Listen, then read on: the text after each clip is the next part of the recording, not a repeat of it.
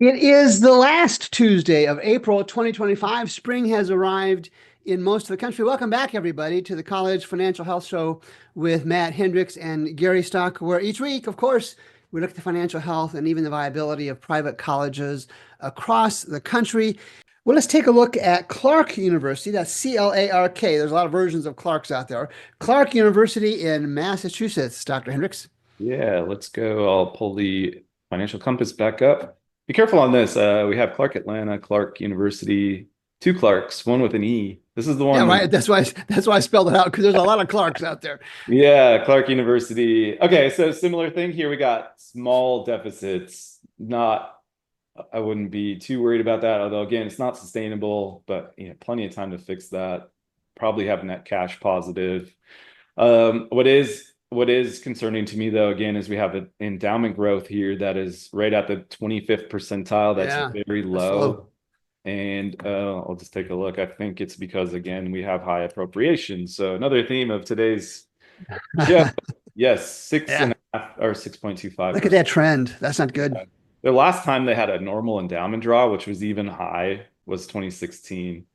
So for some reason, the endowment draws have just kind of gotten out of control, which makes, again, these should all be shifted down. With a normal endowment draw, the net income would be even lower. So they do have financial problems. That's the takeaway there. They need to right size those appropriations again for the same reasons we just discussed. You're going to lose competitive edge the longer that goes on. But interesting thing about this school is that I kind of get a sense that there's like growing pains here. Not in that they're growing enrollment, but their revenue is growing like crazy. So I don't know if they acquired some other school or what, but probably would be easy for me to check. But there's a lot of high level stuff I'm trying to cover here with all three of these schools. But let me just show you their revenue.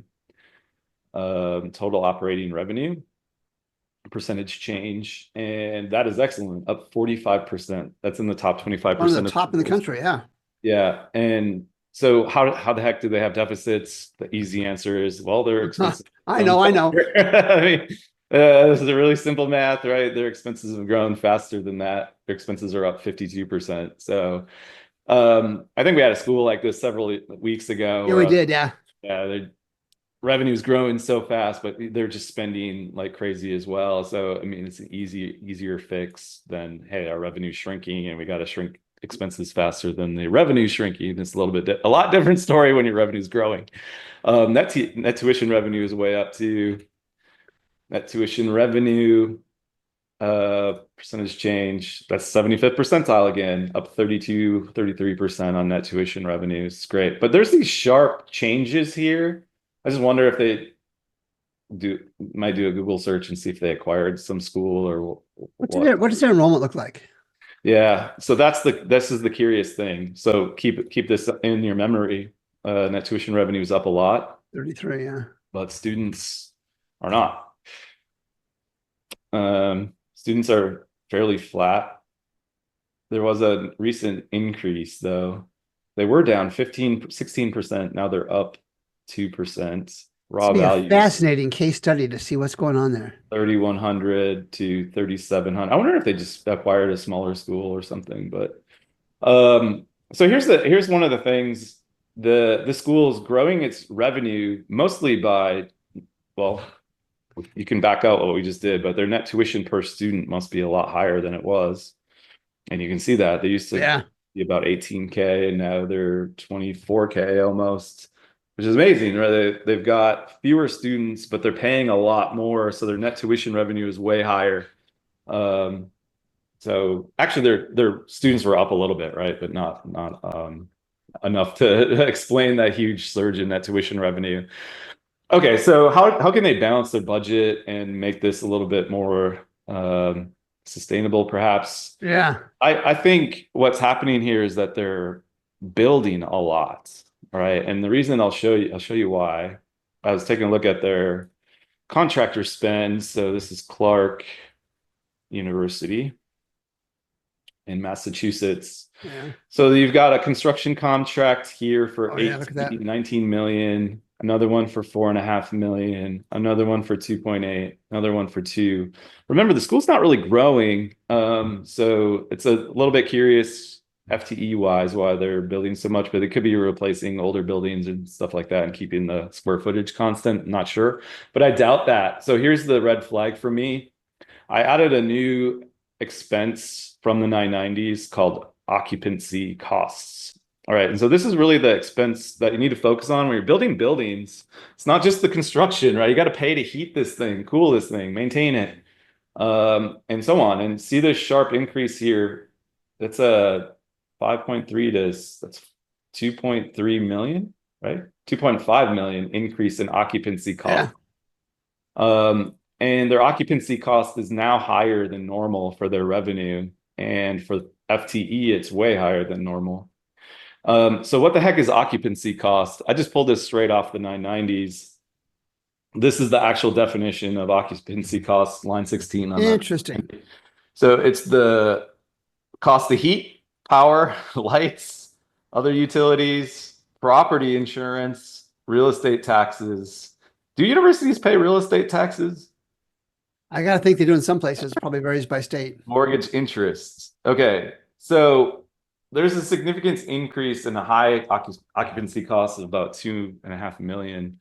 Without growing the enrollment and growing the revenue even more, building these buildings may have been not the greatest decision, and it's contributing to the budget squeeze. But I would double check, if they're projecting their enrollments to go higher, maybe that's going to happen in the future, and maybe this will all work out. But right now, it's causing some pain in the budget for sure. But I'll pass it back to you, Gary, because that's kind of the unique thing Yeah, that. that's a dangerous proposition, Matt, to assume that enrollment will grow. It's kind of they're hoping a build it and they will come scenario, and it's risky for the they will come and in such a tight market. When we've talked many times, there are too many college seats, and not enough students willing to fill those. Mhm. Again, so many fascinating details. But when we review this college again 5 years from now, it'll be interesting to go back and see today's show and see what has changed in the 5 years for Clark with no E, Clark University in Massachusetts. Let's take a look at, again, we're going to see graduation rates that are impressive. So the 2025 College Viability App, the executive analysis version. Let's take a look at four-year graduation rates. And like all the colleges we looked at on the total show today, you're just looking at one version of that right now. Clark University, look at that, Matt. Impressive. Mhm. And I know I'm guessing when you do your assessment here in a minute, you're going to say they're fine shape with a long, long, long runway. So they're Mhm. not really in financial trouble. So this is an example of a college with strong graduation rates. And that's my soapbox theme. And really, I didn't get a chance to jump on that soapbox today because I picked three colleges that are doing pretty well on graduation rates. Since admissions yield is our theme, let's take a look at admissions yield at Clark. Pretty flat. Interesting that with the increase in tuition, right? That's what you just showed. Yeah. Their yield has effectively stayed the same, really hardly any variation at all from year to year over the last 8 years. I Impressive. forgot to mention, Gary, there could be a reason. I forgot to show the marketing spend. Unlike the other two schools we looked at that halved their marketing spend, Yeah. Florida's marketing spend is doubled, right? At the same time that this high Oh, price, sort of slow enrollment growth is happening, but their yield looks amazing. So maybe. yeah. Yeah. And in this tough market, they're doing something right. Mhm. And maybe it is that. And maybe that advertising, again, this is just uneducated speculation. Maybe that marketing theme is attributing to the uniqueness and to the selectivity. And students are saying, you know what, I'm buying that selectivity. And so they're consistently saying, all right, I'm going to accept your offer. Now, Yeah. 14 is not a great number, but it's not a bad number. And it's consistent in a market where most colleges have a decreasing admissions yield. Yeah, they probably have a ton of apps, and they can deal with a really low yield rate if they're Yeah, admitting a lot of students, right? you gotta be careful. Clark University in Massachusetts. I can see on the little map here, it goes to the right state. So I know I'm in the right Yeah. spot. So this is Clark University. Again, we've done this before. This is internal market share. And we can look at where they are strong. And we can see the majors that they're strong in toward the bottom here. And we can see the majors where they're not strong in. Now, if I'm a college provost, if I'm a college dean, I'm looking at this kind of data, Matt, and I'm saying, all right, where can I look to grow where I'm already strong? And what are the areas where if I'm never going to get any decent market share, why, for example, am I playing in criminal justice? Because if we were to look at, let's do that, let's go to criminal justice, and we're going to look at the entire private college market share in Massachusetts. So I'm going to choose Massachusetts.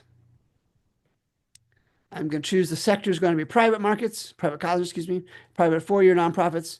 And it's going to be, oops, bachelor's level is fine. The major that I want is criminal justice. Let's see what the market share looks like there. All right, quite a few players, private college players. And our college was Clark. All right, so there's Clark University. Somewhere's going to be here. There it is at the bottom. Okay, so Matt, you're the dean of whatever college this is at Clark University.